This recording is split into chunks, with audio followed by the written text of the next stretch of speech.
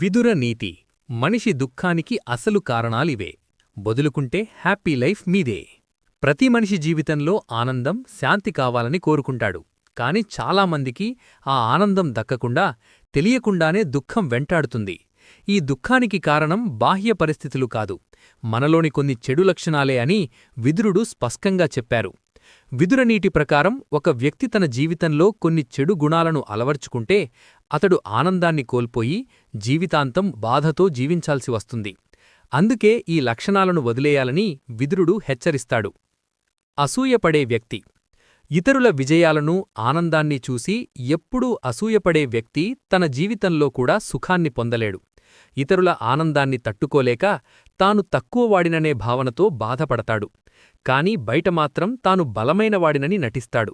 ఈ అంతర్గత సంఘర్షణ అతన్ని ఎప్పటికీ దుఃఖంలో ఉంచుతుంది. ఇతరులను ద్వేషించే వ్యక్తి. తన చుట్టూ ఉన్నవారిని తక్కువగా చూసే, ద్వేషంతో నిండిన వ్యక్తి ఎప్పటికీ ఆనందంగా ఉండలేడు.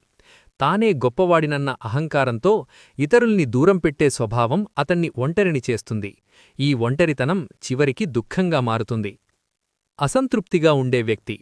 ఎంత సంపాదించినా, ఎంత సాధించినా సంతృప్తి చెందని వ్యక్తి జీవితంలో సుఖముండదు.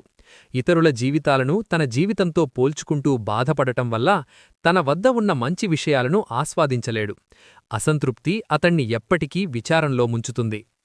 అనుమాన స్వభావం ఉన్న వ్యక్తి. ఎప్పుడూ ఇతరులను అనుమానించే వ్యక్తి ఎవరిలోనూ మంచిని చూడలేడు. ప్రతి విషయానికి లోపాలు వెతకడం, వ్యంగ్యంగా మాట్లాడటం అలవాటవుతుంది. ఈ అనుమాన స్వభావం అతణ్ణి శాంతి లేకుండా చేసి జీవితాన్ని విచారంతో నింపుతుంది. కోపంగా ఉండే వ్యక్తి. కోపం మనిషిని లోపలనుంచే నాశనం చేస్తుంది.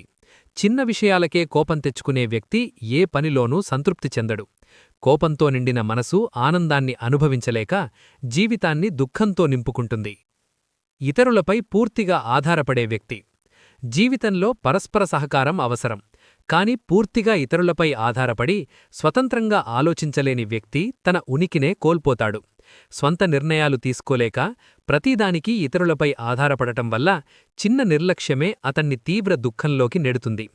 విదురనీతి ప్రకారం మనిషి జీవితంలో దుఃఖానికి అసలు కారణం బయటి పరిస్థితులు కాదు, మనలో ఉన్న అసూయ, కోపం, ద్వేషం వంటి చెడుగుణాలే. ఈ లక్షణాలను వదిలి సంతృప్తి, సహనం, స్వతంత్ర ఆలోచనలాంటి మంచి గుణాలను అలవర్చుకుంటేనే నిజమైన ఆనందం లభిస్తుందని విదురుడు బోధిస్తున్నాడు.